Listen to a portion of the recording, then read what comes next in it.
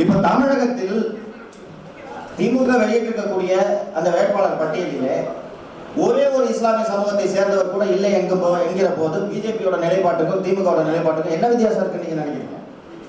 இன்னைக்கு திமுக அலையன்ஸ்லேயே மிகவும் உறுதியாக கடந்த 10 ஆண்டுகளுக்கும் மேலாக உறுதியாக எந்த சூழ்நிலையிலும் திமுகவை கைவிடாத ஒரு கட்சி என்று பார்த்தால் தமிழக முஸ்லிம் முன்னேற்ற கழகத்தை சொல்லலாம்.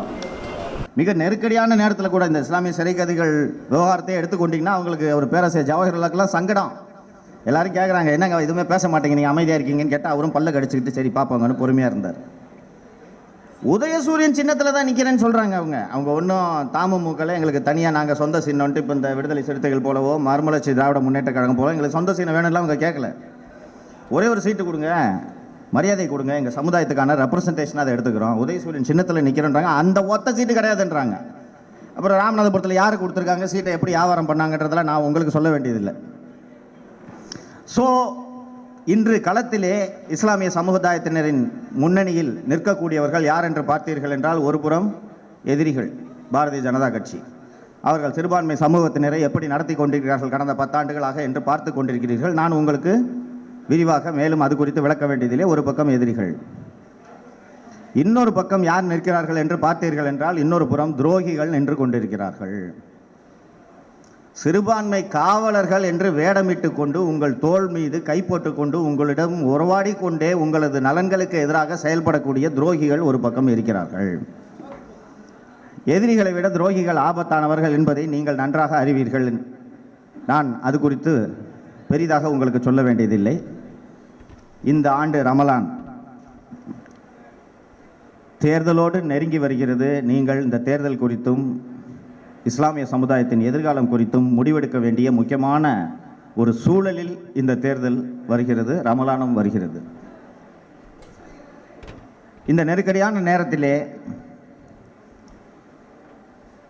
இச்சமுதாயத்திற்கு துரோகம் இழைத்தவர்கள் யார் என்பதை நீங்கள் அடையாளம் கண்டு கொண்டு உங்களை வழிநடத்த உங்களது அற்புதமான ஒரு தளபதி எனது அன்பு தோழர் தடா ரஹீம் அவர்கள் இருக்கிறார். சரியான நேரத்தில் என்ன நிலைப்பாடுகளை எடுக்க வேண்டும் என்பதை கடந்த 15 ஆண்டு கால அனுபவத்தில் சரியான முடிவுகளை எடுக்கக்கூடியவராக எனது அன்பு தோழர் தடா ரஹீம் அவர்கள் இருக்கிறார். ஆகையால் நீங்கள் இந்த ரமலான் மாதத்திலே உங்கள் முன் இருக்கக்கூடிய அந்த மிக முக்கியமான கடமையான தேர்தல் என்ற கடமையை புரிந்து கொண்டு உள்வாங்கிக் கொண்டு உங்களது எதிர்காலம் மட்டுமல்லாமல் தமிழகத்தின் எதிர்காலம், தமிழகத்தில் உள்ள சிறுபான்மையினரின் எதிர்காலம் ஆகிய அத்தனையையும் மனதில் வைத்து உரிய முடிவெடுக்க வேண்டிய ஒரு சூழலில் நீங்கள் இருக்கிறீர்கள். உங்களை வழிநடத்த தோழர் தடா ரஹீம் இருக்கிறார், அவர் வழிநடத்துவார். நீங்கள் சரியான வழியிலே பயணித்து சரியான முடிவுகளை இந்த தேர்தலில் எடுக்க வேண்டும் என்பதையே உங்களுக்கான ரமலான் வாழ்த்துக்களாக தெரிவித்துக் கொண்டு விடைபெறுகிறேன். நன்றி. தோழர் சவுக்கு சொன்ன மாதிரி எதிர்வர தேர்தல் ரொம்ப முக்கியமான தேர்தல். இங்கே சிறுபான்மையினரான இஸ்லாமியர்களும் கிறிஸ்தவர்களும் தான் வெற்றி தோல்வியை நிர்ணயிக்கிற ஒரு சக்தியாக இருக்கிறாங்க. தமிழகத்தில் கிட்டத்தட்ட 40 லட்சத்துக்கும் அதிகமான வாக்காளர்கள் இஸ்லாமியர்களும் கிறிஸ்தவர்களும். இந்த 40 லட்சம் வாக்குகள் என்பது ஒரு இந்த ஸ்டேட்டில் வெற்றி தோல்வியை தீர்மானிக்கிற ஒரு சக்தியாக இருக்கிறது. அதனால் நீங்கள் நினைத்தால் ஒரு தேர்தலில் வெற்றி யாருக்கு தோல்வி யாருக்கு என்பதை முடிவு செய்ய முடியும்.